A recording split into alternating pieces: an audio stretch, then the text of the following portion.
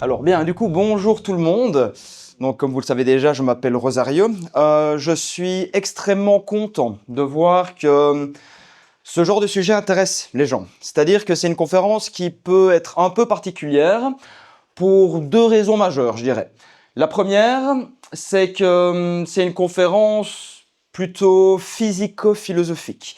C'est-à-dire qu'on va vulgariser de la physique, principalement, mais avec une petite couche de philosophie. On va voir en fait des idées qui sont assez étranges. On va voir les idées noires de la physique. On parlera de corps noir, de matière noire, etc. Je le présenterai juste après. C'est une conférence qui surtout, en fait, vise à vous montrer qu'on ne sait pratiquement rien et qu'on ne voit pratiquement rien.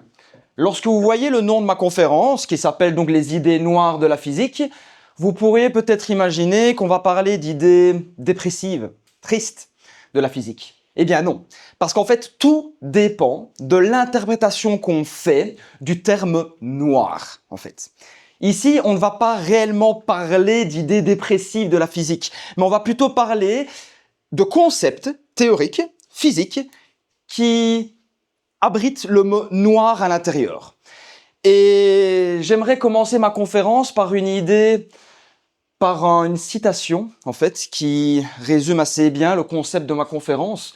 Cette citation qui vient d'un livre, Les colons de la Lune, que je n'ai jamais lu, pour le coup, mais qui a l'air d'être un livre assez intéressant, qui a été paru dans les années 60, dans lequel le Mont Ventoux est transformé en base spatiale pour envoyer des gens sur la Lune. Bon.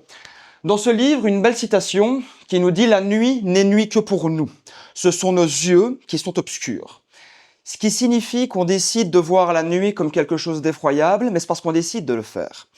Nous décidons de voir les idées noires de la physique comme des idées dépressives parce que nous décidons de les voir en tant que telles. Nous décidons de voir les choses noires comme des choses tristes parce que nous décidons de les voir en tant que telles. D'accord ? Nous décidons de voir les choses que nous voulons voir, en quelque sorte. Bien. Voici comment se divise ma conférence. Nous allons aborder 6 sujets principaux. Nous allons commencer par redéfinir ensemble ce qu'est la couleur noire. Alors, j'ai mis couleur entre guillemets parce qu'on va comprendre qu'en fait, le noir n'est pas réellement une couleur dans le sens usuel du terme. Ensuite, nous parlerons un peu d'un concept théorique qui s'appelle le corps noir.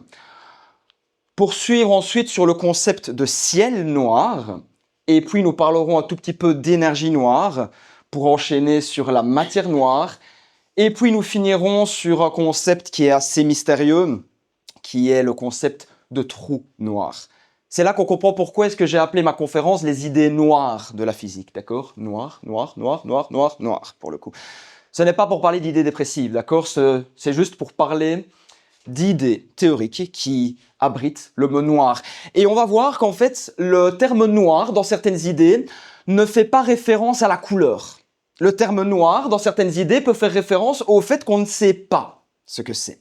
D'accord ? Nous décidons de voir dans le mot noir ce qu'on veut y voir. Bien.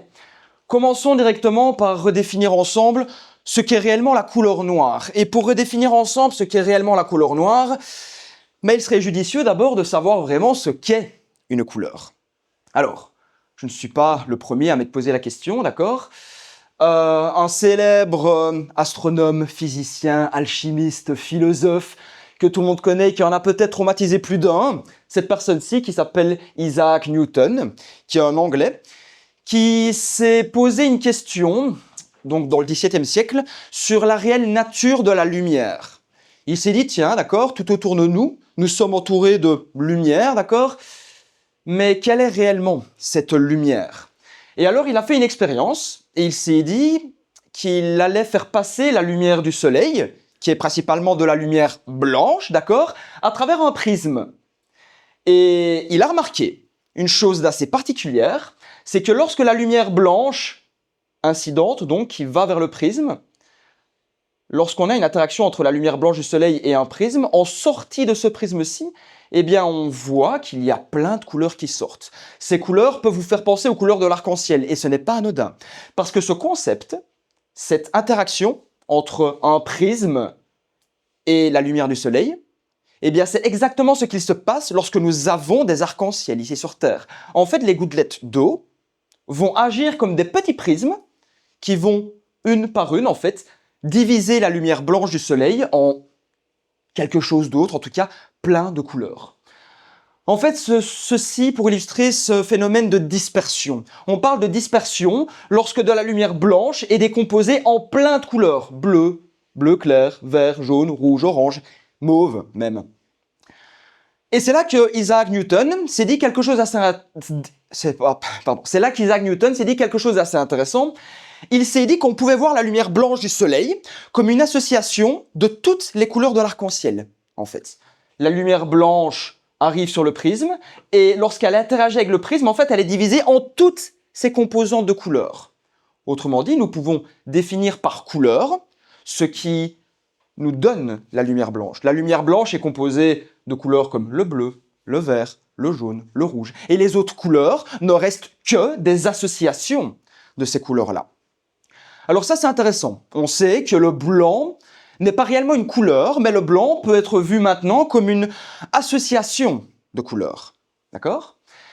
Et il faut savoir une chose aussi, c'est que la réalité qui est autour de nous, telle qu'on la connaît, on l'observe, on arrive à l'observer parce que tout n'est fait qu'interaction avec la lumière.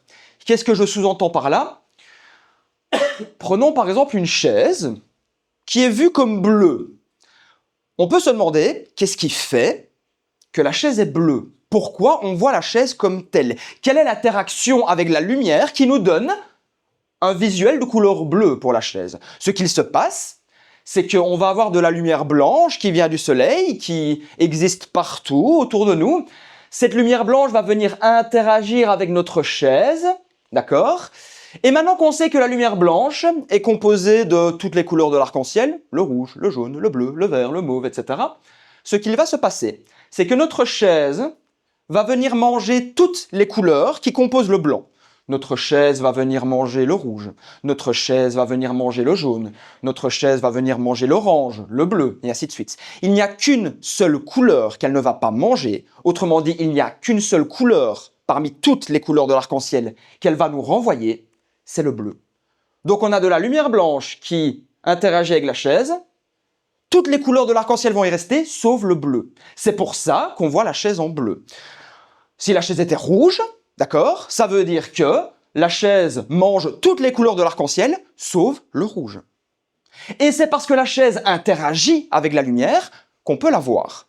S'il n'y a pas de lumière, il n'y a pas de telle interaction, donc on ne peut rien voir. Autour de nous, tout n'est qu'interaction avec de la lumière, d'accord? Si on n'a aucune interaction avec de la lumière, on ne peut pas voir. Et on ne peut, en particulier, pas voir les couleurs, en l'occurrence.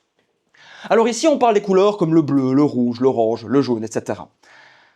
Mais on peut se demander, qu'est-ce qui se passe si on prend une chaise blanche? D'accord? Pourquoi la chaise, on la voit comme blanche dans ce cas-là? Ce qu'il va se passer, c'est que la chaise va manger toutes les couleurs de l'arc-en-ciel et elle va recracher toutes les couleurs de l'arc-en-ciel. Donc la chaise va recracher du rouge, la chaise va recracher du jaune, de l'orange, du bleu, du mauve. En résultante, nous verrons la chaise blanche parce qu'elle recrache toutes les couleurs de l'arc-en-ciel. On peut prendre le cas opposé. Prenons une chaise qui est noire maintenant. Qu'est-ce qu'il se passe, littéralement, lorsqu'une chaise est noire? Alors, même système, d'accord? On a de la lumière blanche qui vient du soleil, qui va venir interagir avec la chaise, sauf que elle ne va pas recracher du jaune, d'accord? Sinon, la verrait jaune. Elle ne va pas recracher de l'orange, sinon la verrait orange. Elle ne va pas recracher du rouge, ni du mauve, ni du bleu, ni du vert. Qu'est-ce qu'elle recrache, la chaise, si a priori, elle a l'air de ne renvoyer aucune couleur de l'arc-en-ciel? En fait, la chaise est noire. Pourquoi? Parce qu'elle ne recrache aucune couleur. La chaise est noire. Pourquoi? Parce qu'elle va interagir avec la lumière blanche du soleil. Elle va manger toutes les couleurs de l'arc-en-ciel et elle ne va en recracher aucune. La chaise absorbe toutes les couleurs et n'en réfléchit aucune. Et c'est là qu'on peut comprendre que le noir n'est pas réellement une couleur, mais le noir peut être vu comme une absence de couleur. Quelque chose qui est noir et quelque chose qui va manger toutes les couleurs de l'arc-en-ciel, donc toutes les couleurs de la lumière blanche en quelque sorte, et qui va en recracher aucune. Ma gourde ici est noire, parce qu'elle va manger toutes les couleurs qui composent la lumière blanche, et elle va en transmettre aucune vers nos yeux. Et vu qu'on ne voit aucune couleur, eh bien elle va nous apparaître comme noire. Donc on peut voir la couleur noire comme une absence de couleur. C'est pour ça que j'ai mis le mot couleur qui précède le terme noir entre guillemets. Parce que le noir n'est pas réellement une couleur, mais plutôt une absence de couleur. Comme le blanc n'est pas réellement une couleur, mais plutôt une association de couleurs. Maintenant que le terme noir est défini, en tout cas dans le sens physique du terme, d'accord, on sait maintenant qu'une couleur noire peut être vue comme une absence de couleur, on peut enchaîner sur le deuxième sujet, qui est le concept théorique de corps noir. Alors, qu'est-ce que nous dit ce concept théorique?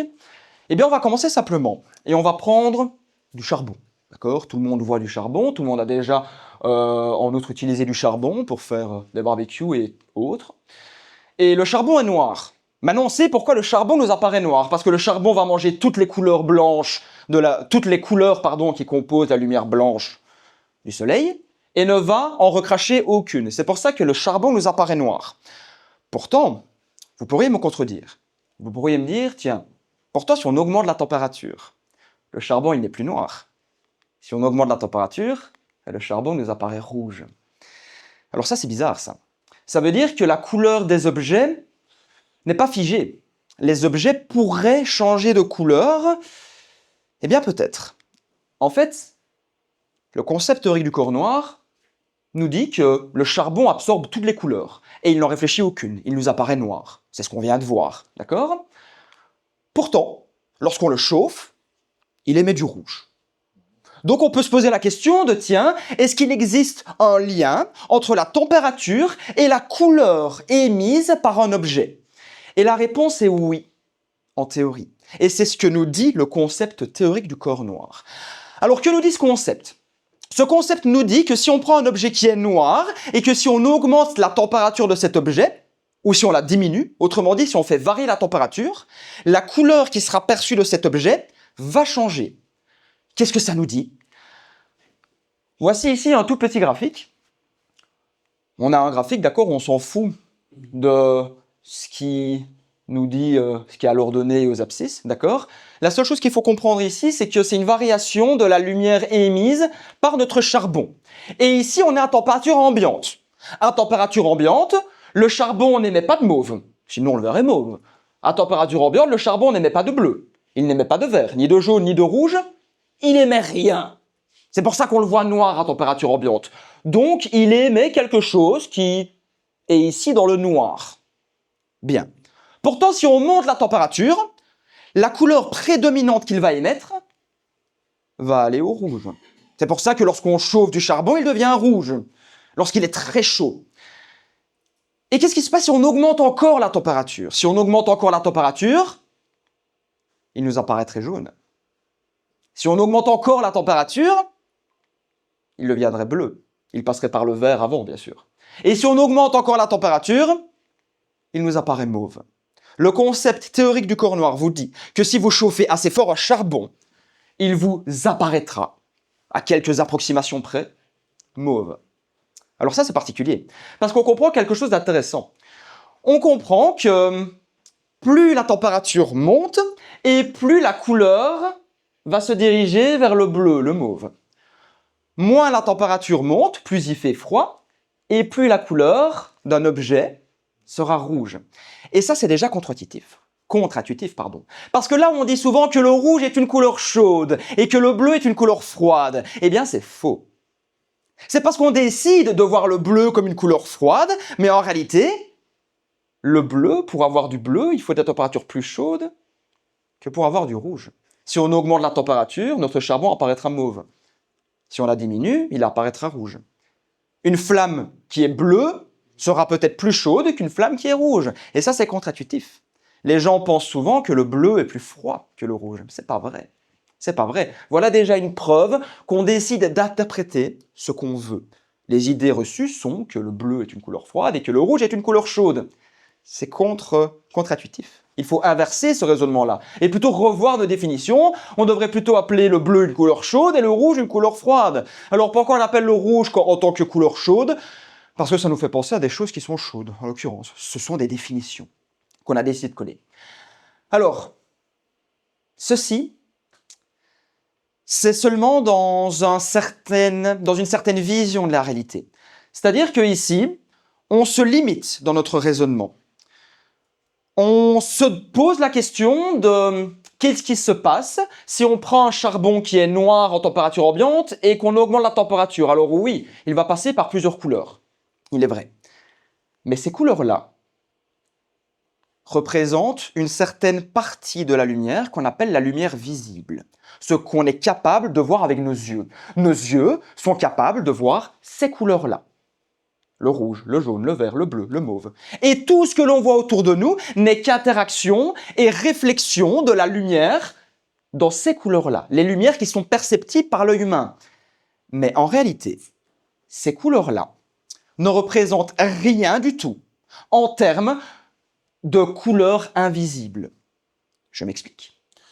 On peut se demander qu'est-ce qu'il se passe si on continue d'augmenter la température du charbon. Le charbon, donc, sera mauve à un certain degré.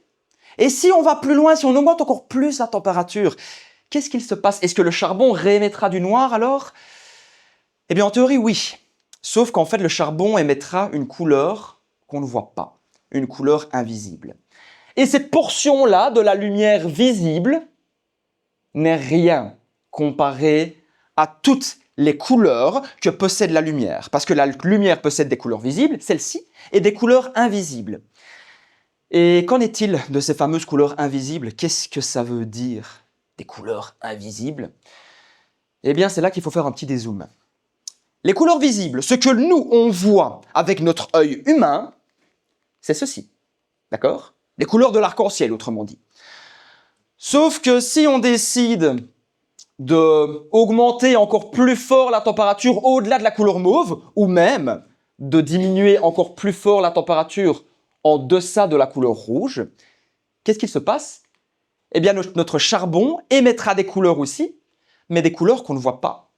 Si on diminue très fort la température, là où on pense qu'à température ambiante, donc 20 degrés, notre charbon nous apparaîtra noir, parce qu'il n'émet aucune couleur, il est vrai, mais il n'émet aucune couleur visible. Parce qu'en fait, à température ambiante, donc à 20 degrés, le charbon émet des couleurs, mais des couleurs qu'on ne voit pas.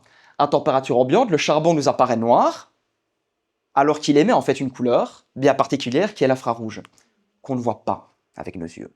Encore au-delà, si on diminue encore plus la température, notre charbon émettra des micro-ondes qu'on ne voit pas avec nos yeux. Et encore au-delà, notre charbon émettra des ondes radio qu'on ne voit toujours pas avec nos yeux. On peut se demander maintenant qu'est-ce qu'il se passe si on augmente la température.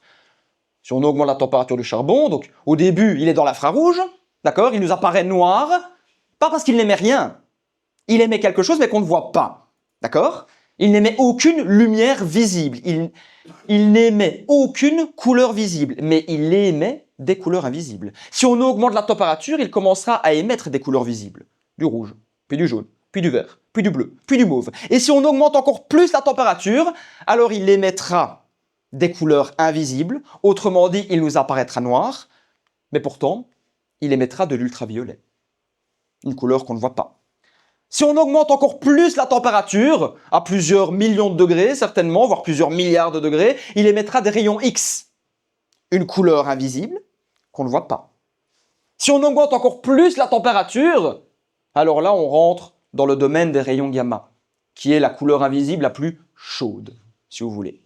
Et il n'y a rien au-delà des rayons gamma, de ce qu'on pense connaître du fonctionnement de la lumière, à ce niveau-là. C'est maintenant qu'on comprend pourquoi est-ce que l'infrarouge s'appelle comme ça. L'infrarouge s'appelle infrarouge parce qu'il est situé derrière le rouge. D'accord? Un objet émettra de l'infrarouge si il est assez refroidi que pour émettre de l'infrarouge. D'accord? Notre charbon à 20 degrés est assez froid que pour émettre de l'infrarouge. C'est là qu'on comprend pourquoi l'ultraviolet est appelé comme ça. L'ultraviolet est appelé ultraviolet parce que c'est la couleur invisible située juste derrière le violet. D'accord? Ce qu'il faut retenir de ceci, c'est que nos yeux, aussi belle machinerie que ce soit, nos yeux ne voient que ça. Nous voyons la réalité uniquement dans ce domaine-là. Parce que pour voir la réalité, il faut une interaction avec de la lumière. D'accord? Et pourtant, nos yeux nous permettent de voir uniquement cette partie-là de la réalité. Pourtant, il y a aussi les infrarouges, les micro-ondes, les radios, qui sont bel et bien réels, qu'on détecte, mais que nos yeux ne peuvent pas voir. Il y a aussi l'ultraviolet, les rayons X, les rayons gamma, qui peuvent être détectés avec des instruments, mais que nos yeux ne peuvent pas voir non plus. C'est là qu'on commence à comprendre l'intuition que nous sommes limités, nous, en tant qu'êtres humains. D'accord? Notre corps humain nous limite dans notre perception de la réalité. Parce qu'il existe des choses qu'on ne voit pas et qu'on ne discerne pas. Et nous sommes, nous, êtres humains, dépendants de certains objets, de certains instruments, que pour voir la réalité en tant que telle avec un grand R. On en revient à l'histoire du bleu qui est plus chaud que le rouge. Et on peut faire un lien avec l'astronomie.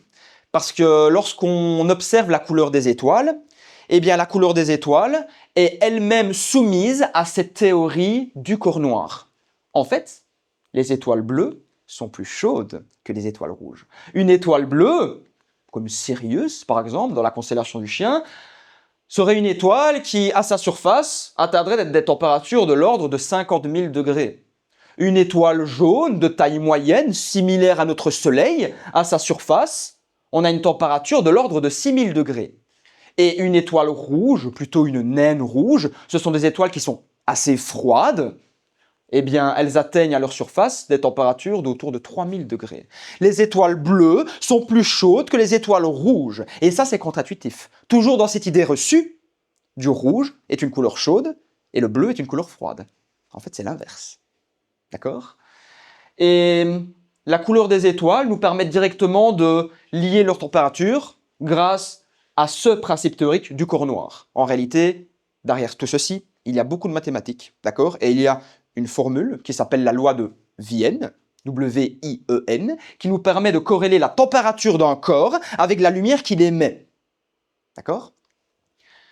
Ceci étant introduit, maintenant que nous avons un peu vu ce qu'était la couleur noire, et maintenant que nous comprenons que même si un objet nous paraît noir, ce n'est pas pour ça qu'il nous envoie aucune information. Il nous envoie de l'information, cet objet, mais c'est des informations qu'on ne voit pas. Un objet noir nous paraît noir, pas parce qu'il n'émet rien, parce qu'il émet des couleurs qu'on ne voit pas.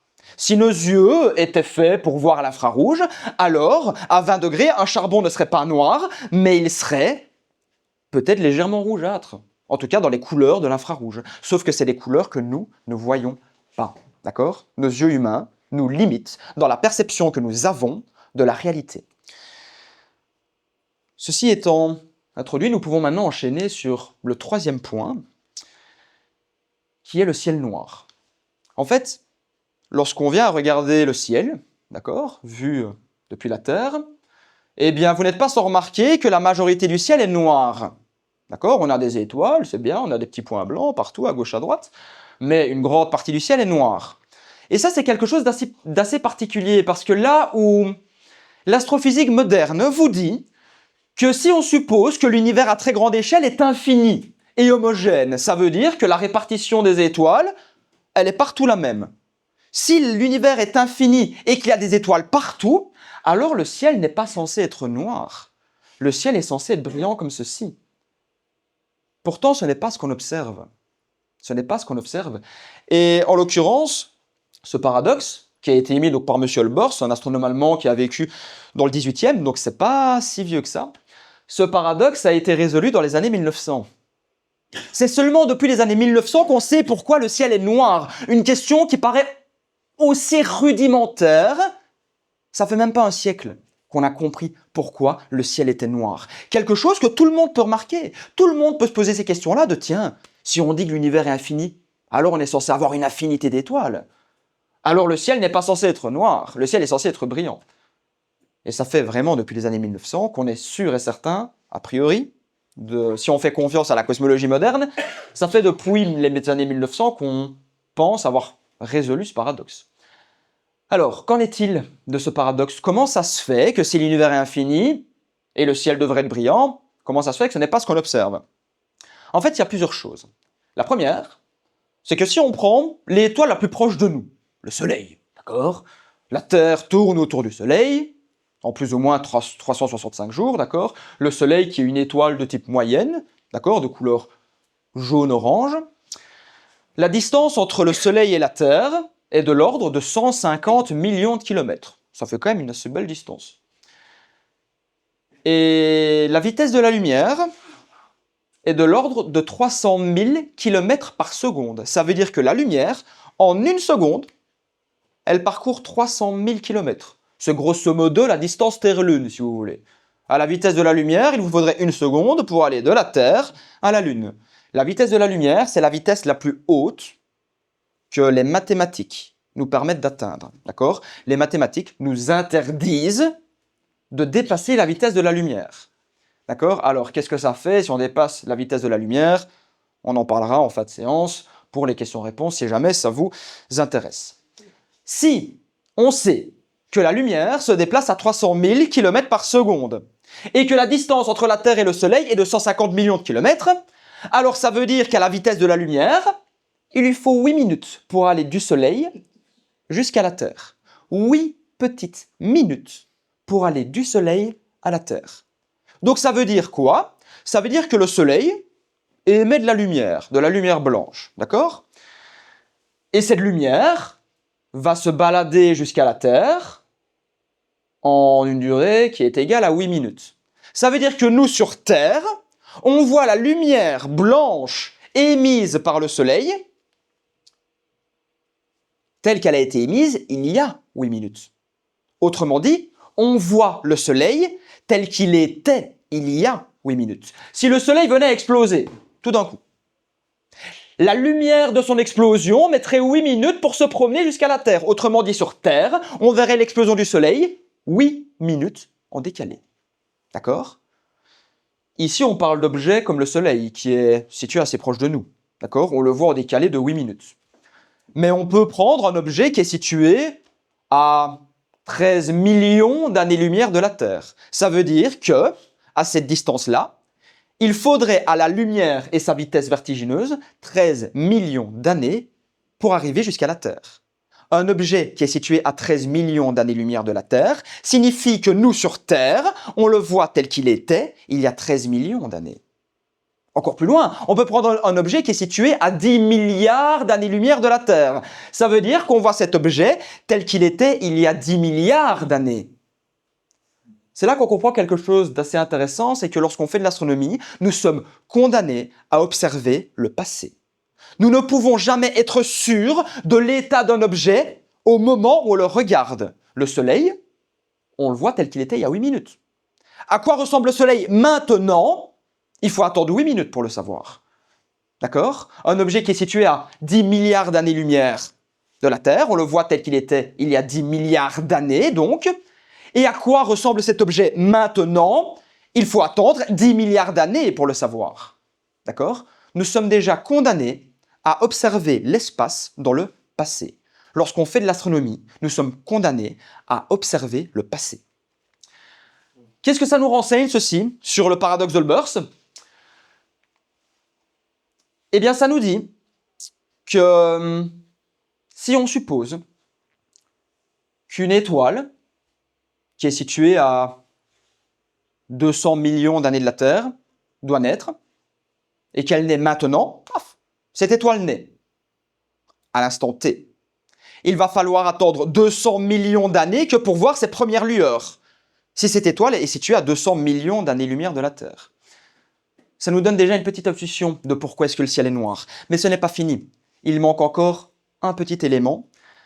C'est que quand on dit que l'univers est supposé infini et homogène, et donc on devrait observer des étoiles à l'infini, en fait, il faut redéfinir ce qu'on entend par univers. Parce que l'univers n'est pas réellement l'univers qu'on imagine. En fait, quand on fait de l'astronomie, déjà de 1, nous sommes condamnés à observer le passé, et surtout, on ne regardera jamais l'univers. On va regarder une sous-portion de l'univers qui s'appelle l'univers observable. Qu'est-ce que c'est que ce principe d'univers observable? On va supposer donc qu'on regarde une étoile à 10 milliards d'années-lumière de la Terre. Ça veut dire qu'on la voit telle qu'elle était il y a 10 milliards d'années. On commence à comprendre que plus on regarde de loin dans l'espace, et plus on regarde dans le passé. D'accord? Et on peut se dire, tiens, est-ce qu'on peut arriver à voir des objets qui sont infiniment loin de nous? D'accord? On regarde une étoile qui est située à 11 milliards d'années-lumière de la Terre, donc on la voit telle qu'elle était il y a 11 milliards d'années. On peut regarder une étoile qui est située à 12 milliards d'années-lumière de la Terre, on la voit telle qu'elle était il y a 12 milliards d'années. On peut regarder une étoile qui est située à 13 milliards d'années-lumière de la Terre, donc on la voit telle qu'elle était il y a 13 milliards d'années. On peut regarder une étoile qui est située à 14 milliards d'années-lumière de la Terre. Non, non, nous sommes bloqués. Lorsqu'on commence à aller dans le passé, lorsqu'on commence à regarder des objets de plus en plus loin, nous sommes limités à une distance de 13,8 milliards d'années-lumière. Lorsqu'on regarde des objets de plus en plus loin, à un moment donné, nous allons nous retrouver face à un mur. Un mur de lumière qui est ce mur-ci. Ce mur de lumière, on appelle ça le fond diffus cosmologique. Le fond diffus cosmologique, qu'est-ce que c'est? On pense que c'est le rayonnement primordial, plutôt le bouillonnement primordial de l'univers. Et au-delà de ce fond diffus cosmologique, au-delà de ce rideau opaque, qu'est-ce qu'il y a? On ne sait pas. Nous sommes condamnés à regarder les objets qui sont situés entre ce rideau opaque qui s'appelle le fond diffus cosmologique et nous. Entre le fond diffus cosmologique et la Terre, on peut voir plein de choses. Au-delà du fond diffus cosmologique, on ne peut rien voir. On ne peut rien voir et c'est là qu'on a commencé à penser à la théorie de l'univers observable. En fait, en réalité, il existe des objets situés au-delà de ce fond diffus cosmologique. Il n'y a pas rien, il n'y a pas le néant, il y a des objets. C'est juste que un objet qui est situé sur le fond diffus cosmologique est situé donc à 13,8 milliards d'années-lumière de la Terre, et ceci, c'est l'âge de l'univers. C'est-à-dire que si on veut regarder un objet qui est situé derrière le fond diffus cosmologique, il va falloir attendre un tout petit peu. Parce qu'à un moment donné, si on regarde assez loin dans le passé, nous allons nous confronter à ce mur-ci qui est le fond diffus cosmologique, qui est le bouillonnement primordial de l'univers. Et au-delà, nous avons des objets. C'est juste qu'on ne les voit pas parce que nous sommes limités par ce rideau opaque.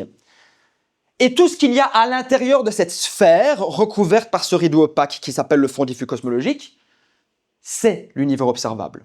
On a notre boule qui est centrée sur la Terre. Pourquoi? Parce que où se trouve l'observateur? Sur Terre, si on parle pour nous. D'accord? On peut regarder partout autour de nous à une distance maximale de 13,8 milliards d'années-lumière de la Terre, donc, et au-delà, rien. Et si on enlève cette coquille, qui est ce rideau opaque qui s'appelle le fond diffus cosmologique, alors voilà notre univers, observable. D'accord? Et donc, quand on dit que l'univers est supposé infini et homogène, ça dépend de quel univers on parle. L'univers avec un grand U, oui, certainement, il est infini et homogène. On ne pourra jamais en être sûr parce qu'on ne saura jamais regarder ce qu'il y a au-delà de ça.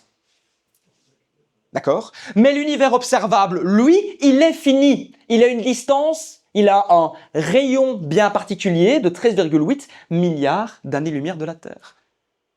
Et on pense que ça, c'est l'âge de l'univers. Alors pourquoi on pense que 13,8 milliards d'années-lumière, c'est l'âge de l'univers? Parce que justement, à 13,8 milliards d'années-lumière de la Terre, on se heurte à ce bouillonnement primordial de l'univers. D'accord?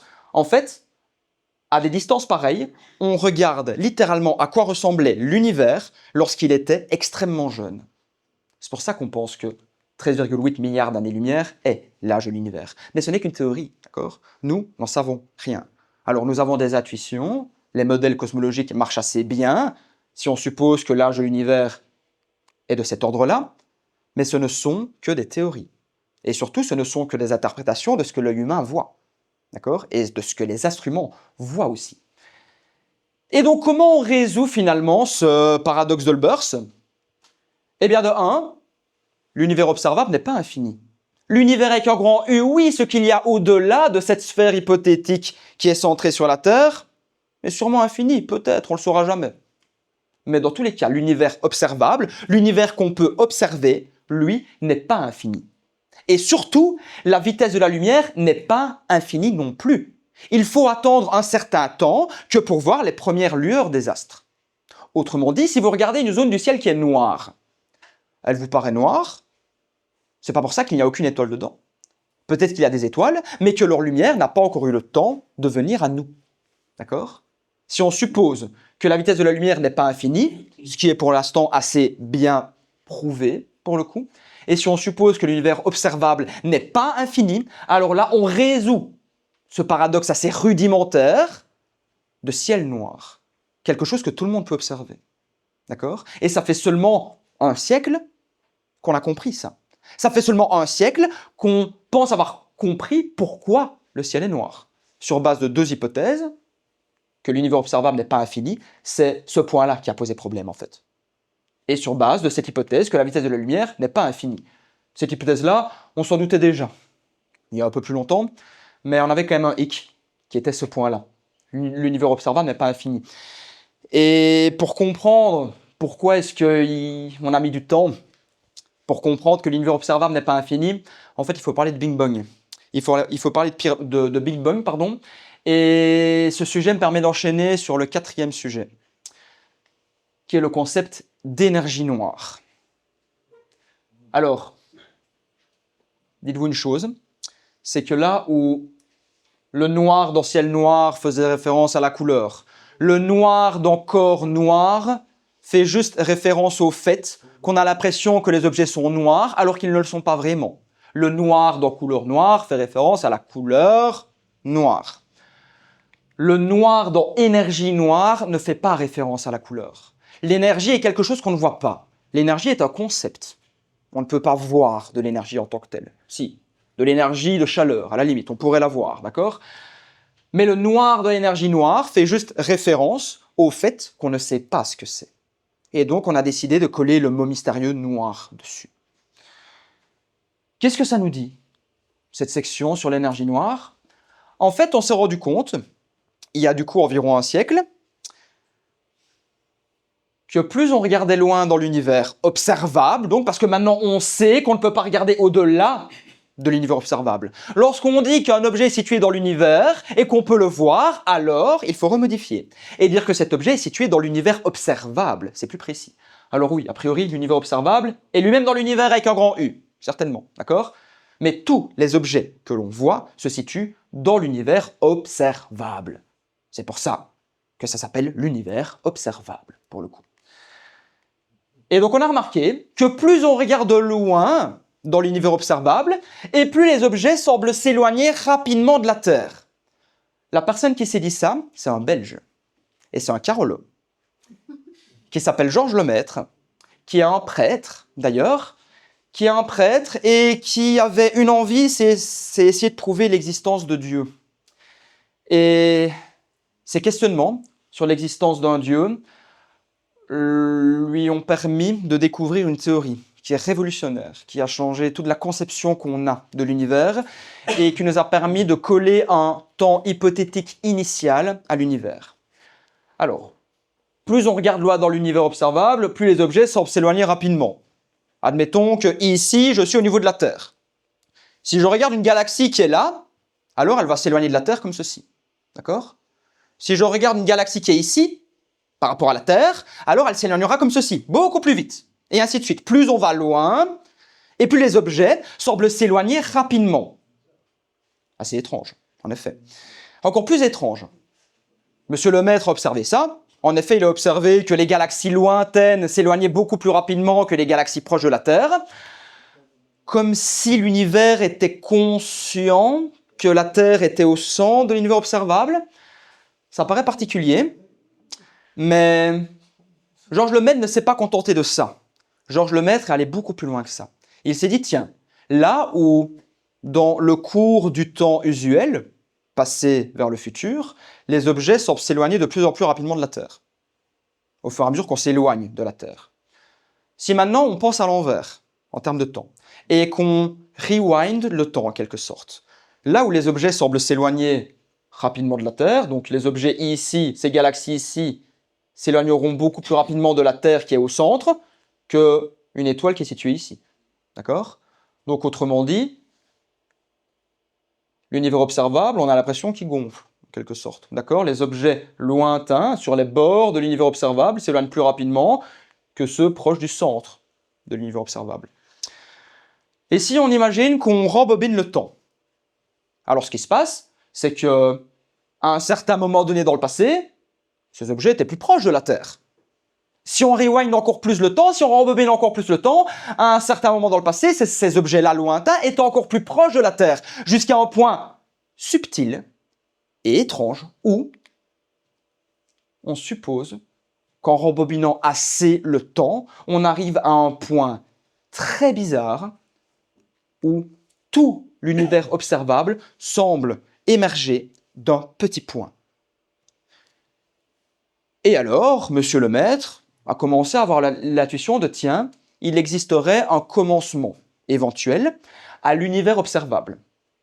Alors, à savoir, c'est que le nom Big Bang, qu'on a collé à la naissance de l'univers observable, si celle-ci existe, ça n'a pas été trouvé par Georges Lemaître. En fait, au début, Georges Lemaître a été la risée de tous lorsqu'il a émis cette hypothèse. Et pour se foutre de sa tête, eh bien, on a vulgarisé son concept en l'appelant le Big Bang, en se foutant un peu de sa tête, en mode « Ah oui, tout émergerait d'un point ». Les gens n'y croyaient pas. Et ce qui est beau là-dedans, c'est que ce concept est resté. Ce nom est resté. Et quelque chose de plus, avant d'enchaîner sur ce concept d'énergie noire. Donc on comprend que Georges Lemaître avait une intuition de commencement. D'accord? Cette intuition qui était principalement amenée par une curiosité de prouver l'existence d'un Dieu. C'est là qu'on comprend déjà quelque chose d'assez intéressant, c'est que foi et science peuvent très bien se combiner. D'accord? Ce n'est pas parce qu'on est scientifique qu'on ne peut pas avoir la foi. C'est faux. C'est pas vrai. La preuve en est. La personne qui a émis la théorie du Big Bang était un prêtre. D'accord?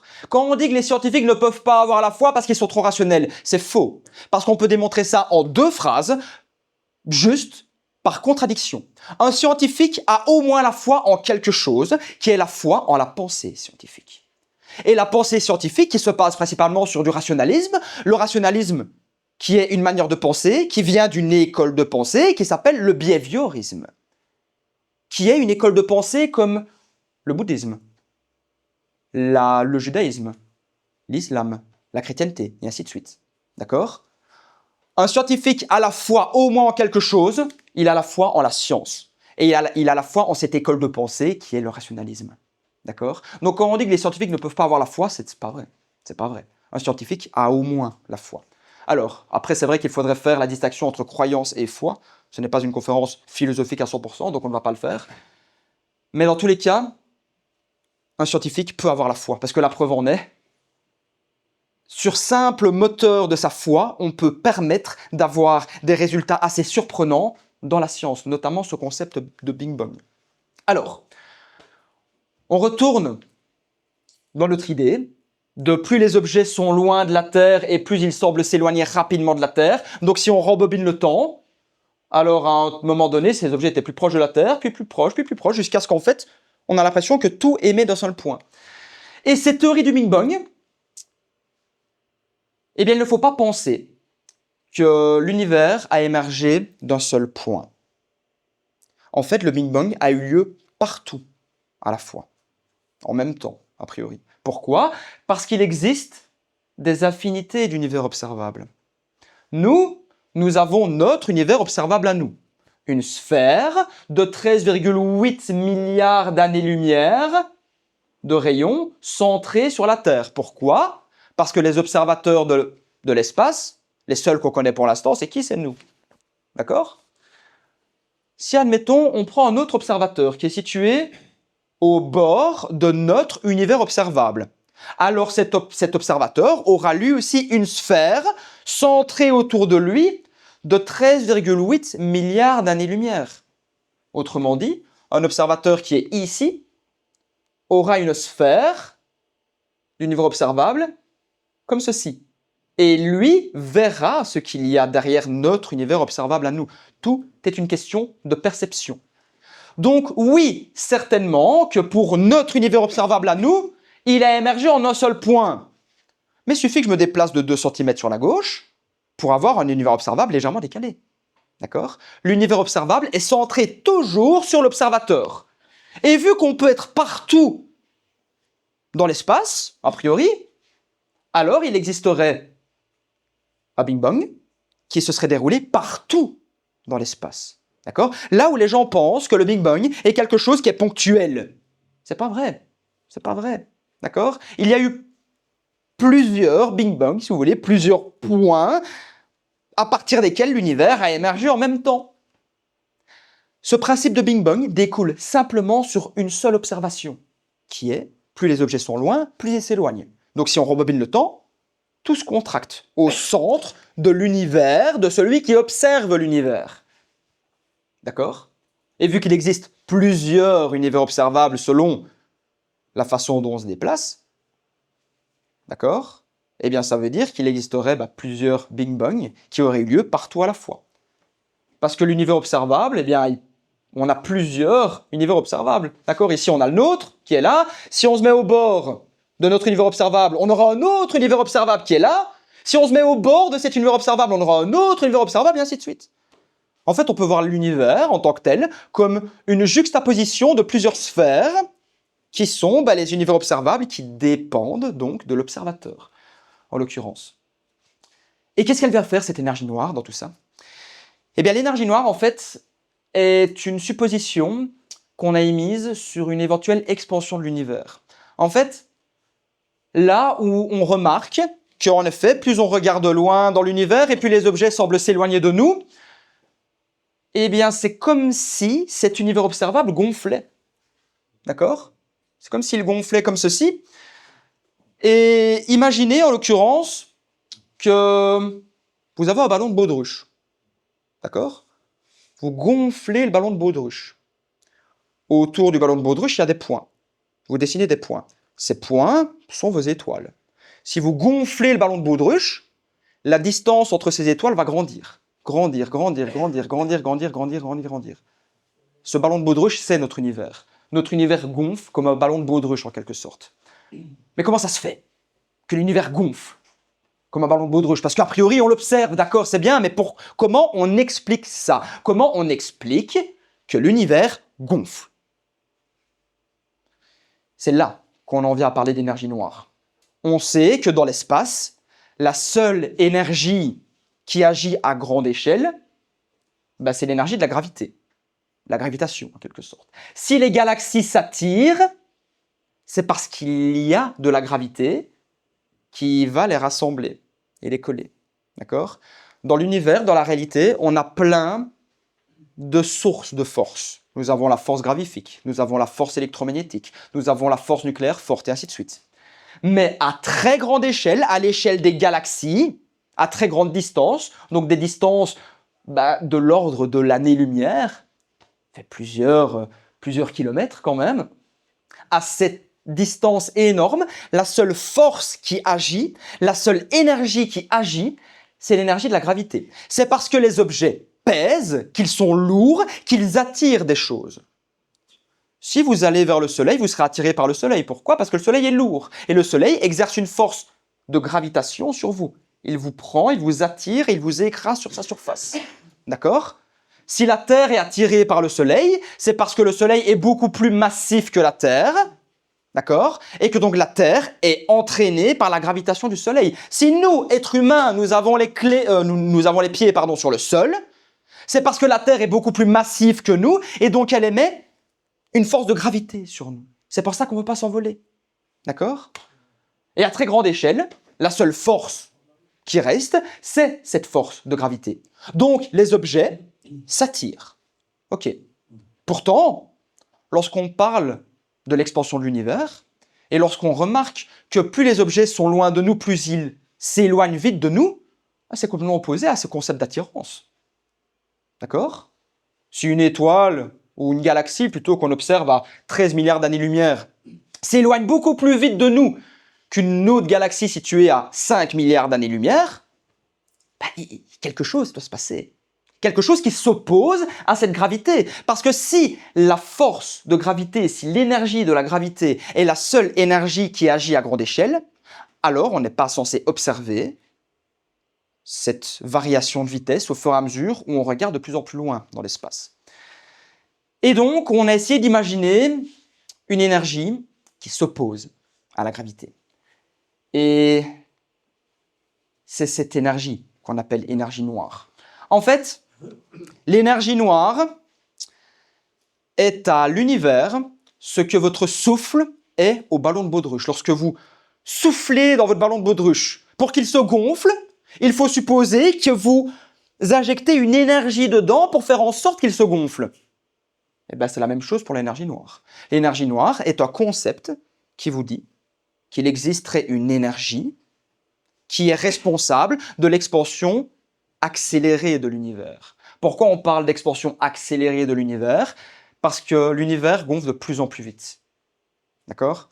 Alors ça, on n'en est pas encore sûr à 100%. On commence à y croire très fort, mais tout n'est qu'observation. Et surtout, tout n'est qu'interprétation d'observation. Ça, il faut toujours le garder en tête. Et c'est là que ce concept d'énergie noire est intéressant. C'est qu'une autre énergie qui existe à très grande échelle, qui se bat contre la gravité, que la gravité essaye d'attirer tout vers elle, ben c'est l'énergie noire qui, elle, essaye de repousser tout. D'accord? Et l'énergie noire agit uniquement à très grande échelle. Parce que si l'énergie noire agissait partout, alors des collisions entre galaxies ne pourraient jamais se produire. D'accord? À grande échelle, c'est la gravité qui gagne. À très grande échelle, c'est l'énergie noire qui gagne. C'est pour ça que plus on observe loin, plus les objets s'éloignent de nous. D'accord? Parce que plus on observe loin et plus on rentre dans ce domaine de très grande échelle, et c'est là que l'énergie noire va être dominante. Ce concept étant introduit, il faut se dire une chose, c'est que l'énergie noire, on ne la voit pas. D'accord? L'énergie noire, on ne sait pas vraiment si elle existe.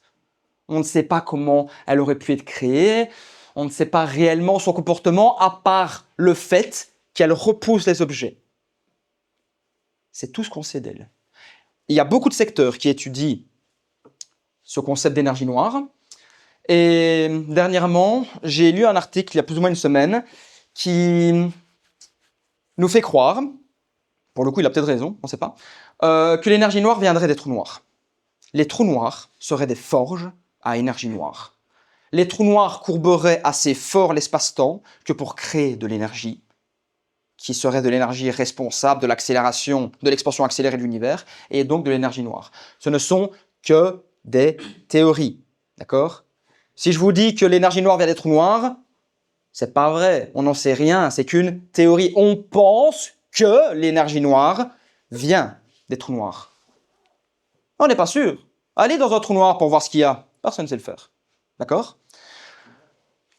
Maintenant qu'on comprend ce concept d'énergie noire, et qu'on sait qu'il existerait une énergie particulière dans l'univers, qu'on a appelée énergie noire, ou énergie sombre aussi, parfois on peut l'appeler comme ça, uniquement parce qu'on ne sait pas ce que c'est. D'accord? Noir, pourquoi? Parce qu'on ne sait pas ce que c'est. Une énergie n'a pas de couleur. Ok? Une énergie n'a pas réellement de couleur. On a juste collé le mot noir dessus parce qu'on ne sait pas ce que c'était. On aurait pu appeler ça énergie inconnue. Pourquoi pas? Ce n'est que du vocabulaire. D'accord? Il faut faire attention à ça. Allons maintenant sur l'avant-dernier sujet, qui est ce concept de matière noire. Comme pour l'énergie noire, le mot noir dans matière noire fait uniquement référence à quelque chose qu'on ne sait pas. D'accord? Parce que la matière noire n'est pas quelque chose qu'on observe. On ne sait pas vraiment l'observer. Et on a juste dit que c'était de la matière noire parce que c'est une matière inconnue. D'accord? Alors, qu'est-ce que c'est que cette matière noire? Comment on en est venu à cette hypothèse de matière noire, d'abord? En fait, on a regardé la manière dont les galaxies tournent sur elles-mêmes. D'accord? Donc, on va reprendre un peu cette slide de galaxie, voilà. Une galaxie, donc c'est ceci.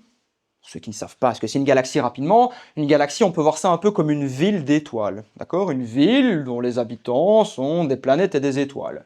Et dans des galaxies, on a typiquement plusieurs centaines de milliards d'étoiles. Nous, on habite dans une galaxie qui s'appelle la Voie lactée, et dans notre galaxie, il y a à peu près 300 milliards d'étoiles.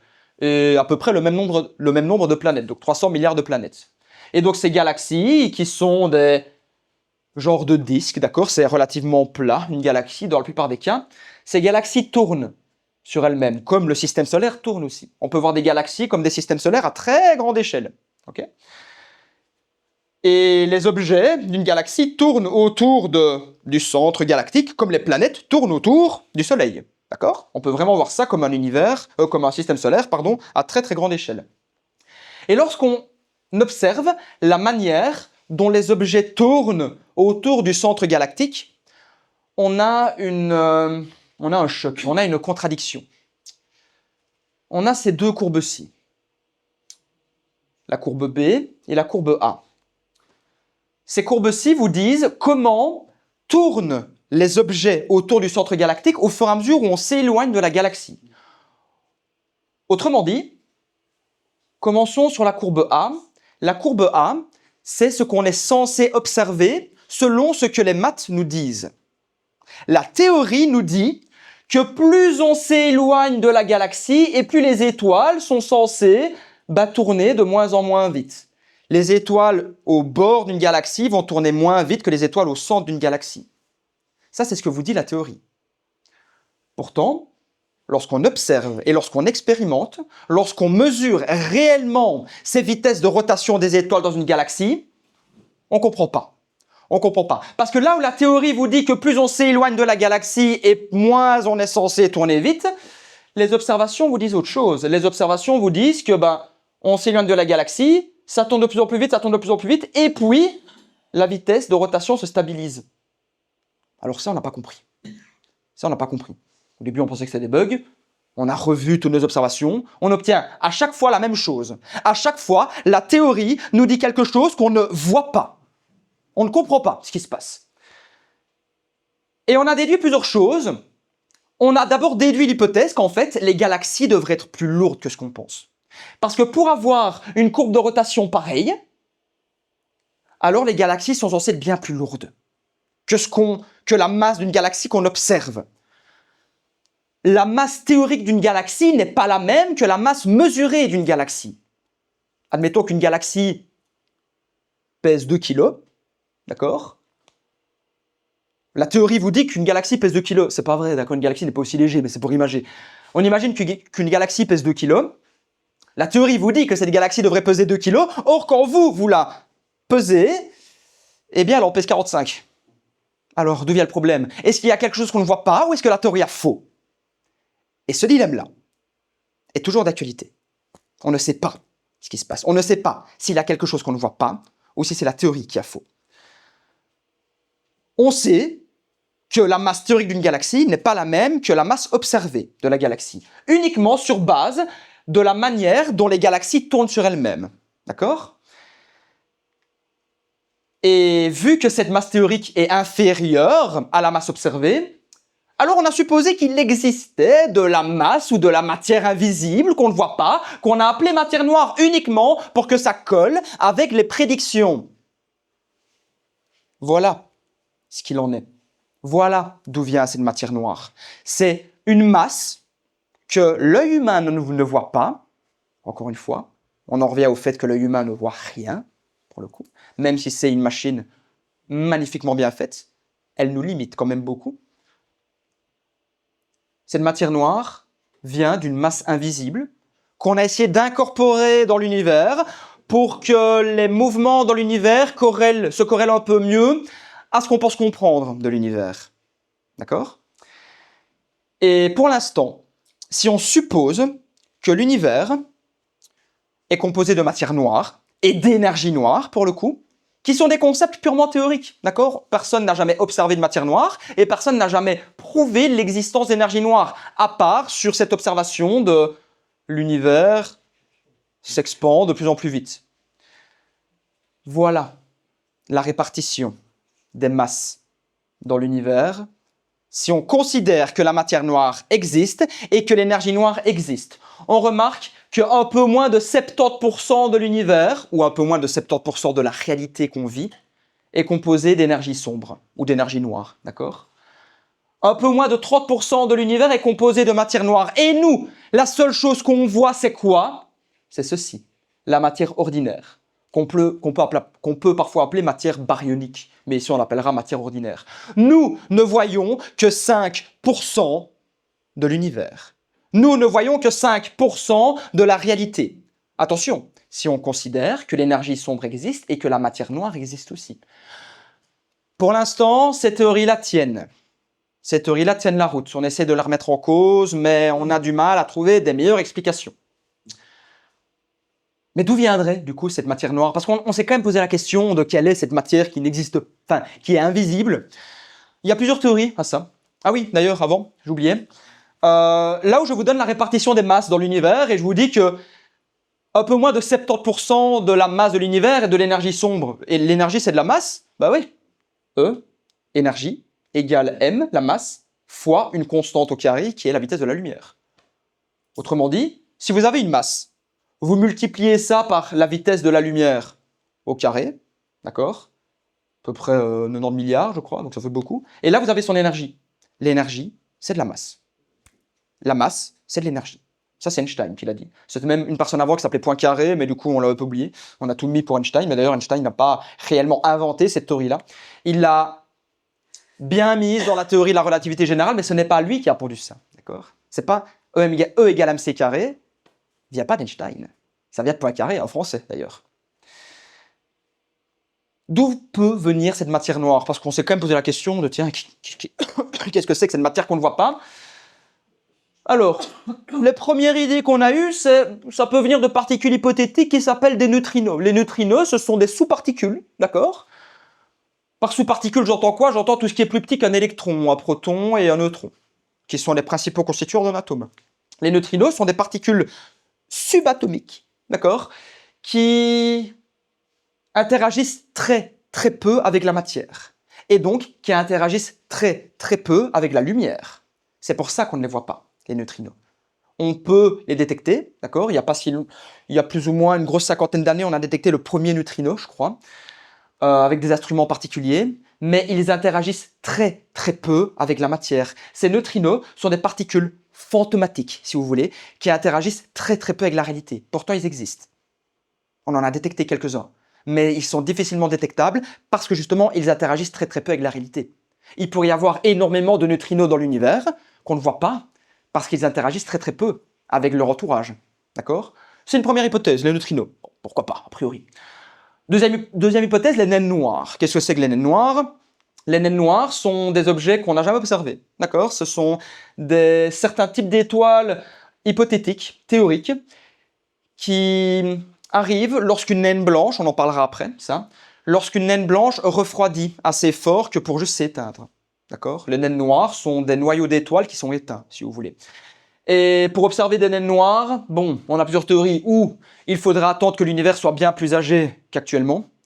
Ou alors les naines noires n'existent pas. On ne sait pas encore trop. Dans tous les cas, les naines noires, on ne sait pas les observer. On ne sait pas vraiment si elles existent. Et vu que les naines noires sont noires et que l'univers est noir, eh bien a priori, pourquoi pas? Pourquoi pas? Il existerait plein d'étoiles éteintes qu'on ne voit pas et qui du coup seraient responsables de cette masse manquante de matière noire. Ok? Il y a les naines noires, il y a aussi les trous noirs.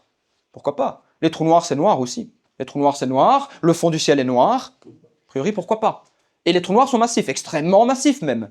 Ils pourraient être responsables notamment de cette matière noire en plus, a priori. Ou alors, les maths sont fausses.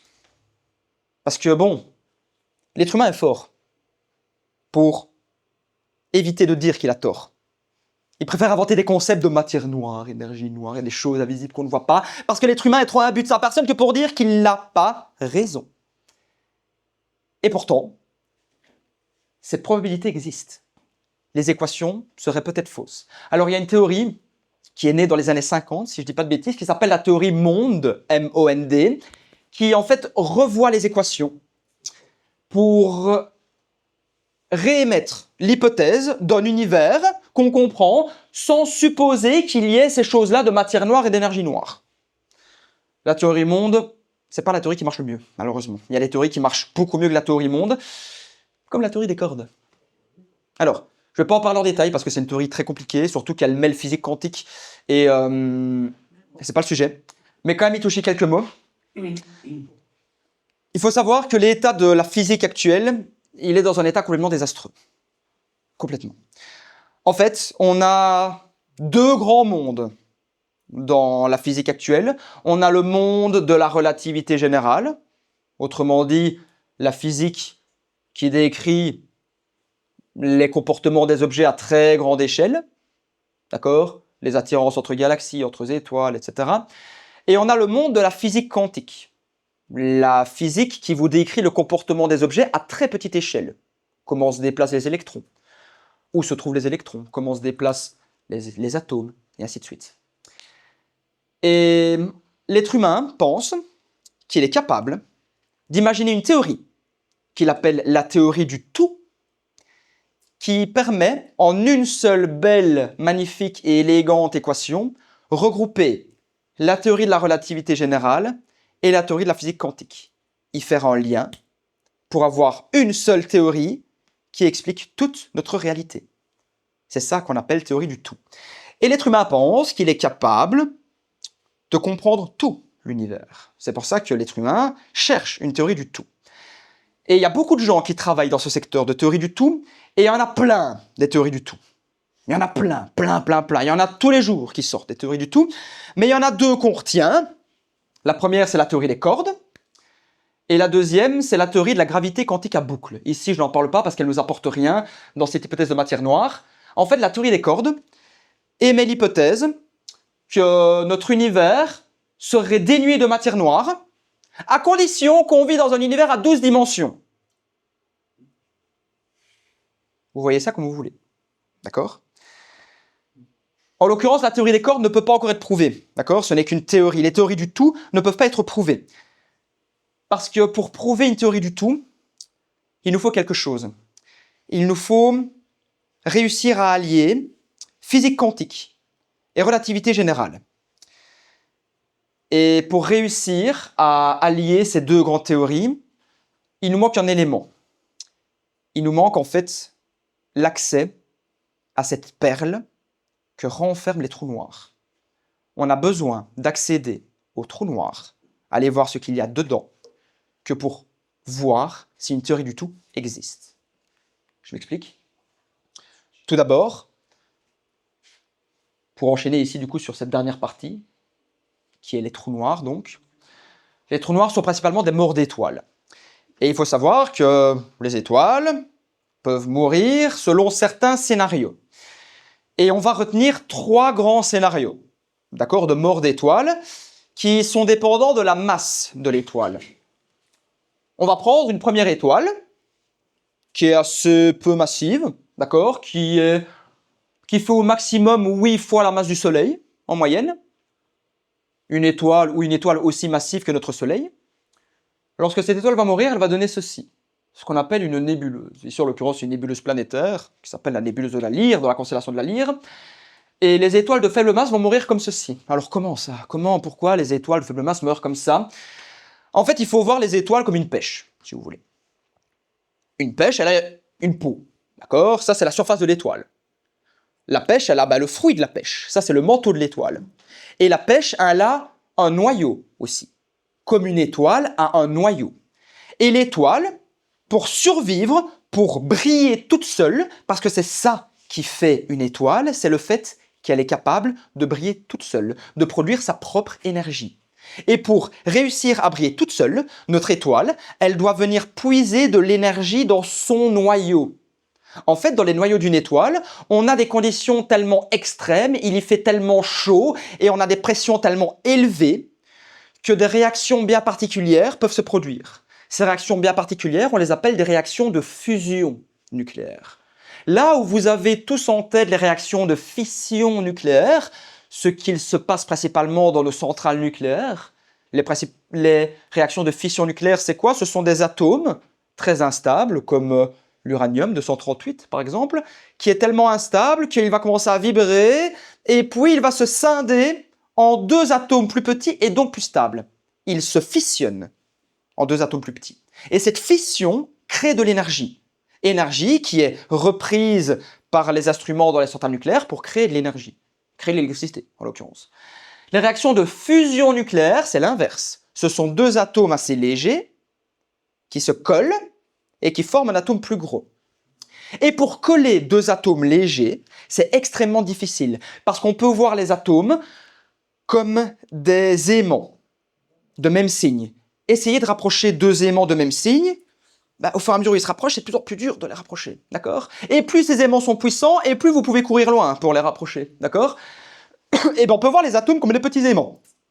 Et pour coller des atomes, il nous faut absolument, de ce qu'on pense connaître de la réalité, toujours, il nous faut des températures extrêmes et des pressions extrêmes, parce que plus il fait chaud et plus on a de la pression, et plus on peut coller les atomes, d'accord? Et les étoiles vont commencer par coller des atomes légers, les atomes les plus simples que la réalité est capable de produire, qui sont les atomes d'hydrogène. Les atomes d'hydrogène vont se coller pour former des atomes d'hélium. Les atomes d'hélium vont se coller pour former des atomes plus gros, et ainsi de suite, et ainsi de suite. Et au fur et à mesure où les atomes se collent dans les étoiles, les atomes sont de plus en plus gros, parce que l'hélium est plus gros que l'hydrogène, le lithium est plus gros que l'hélium, et ainsi de suite. Plus les atomes sont gros, et plus il est difficile pour l'étoile de les coller et de les fusionner. Et c'est là qu'on arrive à un point critique, où à un moment donné, cette énergie de fusion qui a lieu dans les étoiles, parce que oui, quand on colle deux atomes ensemble, ça fait un atome plus gros, et ça libère beaucoup d'énergie aussi, beaucoup plus que la fission nucléaire. C'est pour ça notamment qu'on parle beaucoup maintenant de réacteurs à fusion nucléaire. On essaye de construire des réacteurs qui sont capables de faire fusionner les atomes. Alors pour ça, il faut atteindre des conditions comme dans le cœur des étoiles. Des températures de plusieurs dizaines de millions de degrés, des pressions extrêmes. C'est difficile à faire. Notamment, il y a au Japon, on arrive assez bien à le faire, on arrive à tenir des conditions comme dans le cœur du Soleil pendant maximum 12 secondes. C'est pas grand-chose, mais c'est déjà pas mal. Il y a en France aussi, il y a plusieurs pays qui commencent à travailler sur ces projets de fusion nucléaire. Et donc cette fusion nucléaire libère de l'énergie. C'est cette énergie qui va être mangée par l'étoile pour être transformée en énergie lumineuse, en énergie de chaleur, et donc briller et chauffer, en l'occurrence. Sauf que plus les atomes sont gros, et plus il est difficile de coller les atomes. Et vu que la seule source d'énergie que les étoiles ont, c'est cette action de coller les atomes, si les atomes ne se collent plus, l'étoile n'a plus d'énergie. Et là, l'étoile va mourir. Et c'est là qu'on a trois cas différents. Premier cas, une étoile similaire à notre Soleil, ou qui est de maximum 8 fois la masse du Soleil, eh bien, elle va créer des atomes, elle va briller, les atomes seront de plus en plus gros, et puis à un moment donné, les atomes ne pourront plus se coller parce qu'ils sont trop gros. Là, l'étoile va mourir, et ce qui va se passer, c'est que les couches externes de l'étoile vont se décrocher du noyau. L'étoile va péter, en quelque sorte, elle va relâcher tous les gaz qui la composent dans l'espace, et former ces nuages interstellaires, ou ces nuages spatiaux qu'on appelle des nébuleuses, comme ici. Alors ça, c'est la mort la plus douce. C'est littéralement une étoile qui s'évapore. Ok, bien. Il y a un peu plus extrême. Ceci. Une implosion d'étoiles. Là, on va parler d'étoiles qui est plus lourde que 8 fois notre Soleil. Donc c'est une étoile de l'ordre de 8 masses solaires, ou plus. D'accord? On peut avoir des étoiles qui font 10 fois la masse du Soleil, 20 fois la masse du Soleil, et ainsi de suite. Même système, cette étoile ne pourra pas faire en sorte que les atomes se collent, l'énergie de fusion ne sera plus récoltée par l'étoile, et là où, dans notre premier cas, pour une étoile légère, l'étoile va s'évaporer, ici c'est pas le cas. Ici on parle d'une étoile qui est bien plus lourde que ça. Ce qu'il va se passer, c'est que les couches externes de l'étoile vont s'effondrer sur le noyau. Elles vont s'effondrer sur le noyau, s'effondrer extrêmement rapidement, et puis rebondir violemment sur le noyau et être rééjecter dans tous les sens dans l'espace. Et ça, c'est une mort d'étoile. Littéralement une implosion d'étoiles. Ça, c'est une supernova. Les supernovas sont des étoiles assez massives qui explosent littéralement. Parce que les couches externes s'effondrent sur le noyau, rebondissent sur le noyau, condensent le noyau pour créer ce qu'on appelle une étoile à neutrons. Et puis elle est rééjectée dans tous les sens. Ce qui reste d'une nébuleuse, comme ici, ce qu'il y a au centre là, c'est le noyau résiduel de l'étoile, qu'on appelle une naine blanche. Ces naines blanches, elles brillent dans une certaine couleur, et elles peuvent s'éteindre à un moment donné. C'est ça dont je parlais quand je parlais de naines noires. d'accord? Sauf qu'on n'en a jamais vraiment observé, d'accord? Les naines noires sont donc des noyaux d'étoiles qui sont mortes de manière douce et qui vont s'éteindre avec le temps. Ok. Ici, là, ce qui en résulte de ça, c'est une étoile à neutrons. C'est le noyau de l'étoile qui est tellement condensé qu'il vous crée un tout petit astre qui fait quelques dizaines de kilomètres de taille, mais qui est extrêmement massif, d'accord? Je pense, je ne suis pas sûr de ces chiffres-là, mais c'est aussi élevé. Si vous prenez une cuillère qui est faite de matière d'étoiles à neutrons, votre cuillère, elle peut peser plusieurs centaines de tonnes, plusieurs milliers de tonnes même. Les étoiles à neutrons sont des objets extrêmement denses. Parce qu'imaginez un peu un noyau d'étoiles qui se prend toute une étoile sur la tronche. Tout est condensé, extrêmement fort pour vous donner un objet extrêmement petit qui fait quelques dizaines de kilomètres de taille et qui brille très fort, qui émet énormément de radiation. D'accord? Et ça, c'est ce qu'on appelle les étoiles à neutrons. Alors, bon, cette mort-là peut paraître violente. C'est vrai, mais il existe des morts beaucoup plus violentes que ça. Et là, on va parler de peut-être les morts les plus violentes des étoiles. Les plus violentes, les plus belles, en l'occurrence, et aussi les plus mystérieuses. Ici, on va parler d'une étoile qui est lourde comme 25 soleils. Si une étoile est plus lourde que 25 soleils, alors elle mourra d'une certaine manière, bien particulière. On reprend notre analogie. Avec l'étoile qui, pour briller, elle doit puiser son énergie dans le noyau. Parce que dans le noyau, il y a des atomes qui se collent, et ça libère beaucoup d'énergie. À un moment donné, ces atomes ne pourront plus se coller parce qu'ils seront trop lourds, trop gros. Et c'est de plus en plus dur de coller des atomes qui sont gros, et lourds en l'occurrence. Là où, pour une explosion de supernova, les couches externes de l'étoile sont attirées par le noyau et puis rebondissent violemment sur le noyau pour être réjectées dans tous les sens, ici, là, pour une étoile bien plus massive que ça, qui est 25 fois plus lourde que notre Soleil, imaginez un peu, c'est déjà beaucoup, ce qui va se passer, c'est que les couches externes de l'étoile vont aussi s'effondrer sur le noyau. Elles vont s'effondrer sur le noyau, s'effondrer, s'effondrer, s'effondrer. L'étoile va continuer de s'effondrer sur le noyau. Elle s'effondre, elle s'effondre, elle s'effondre, elle s'effondre, elle s'effondre, elle s'effondre, elle s'effondre, elle s'effondre, jusqu'à l'infini. Imaginez la chose la plus petite que vous puissiez imaginer. Eh bien, cette étoile se retrouve condensée en un point, une infinité de fois plus petit que l'objet que vous venez d'imaginer. Nous avons la masse d'une étoile qui est de l'ordre de 25 fois plus massive que notre Soleil, agglutinée en un point infiniment petit. Le infiniment dans petit a tout son sens. C'est un point qui est une infinité de fois plus petit que tout et qui pèse comme 25 soleils.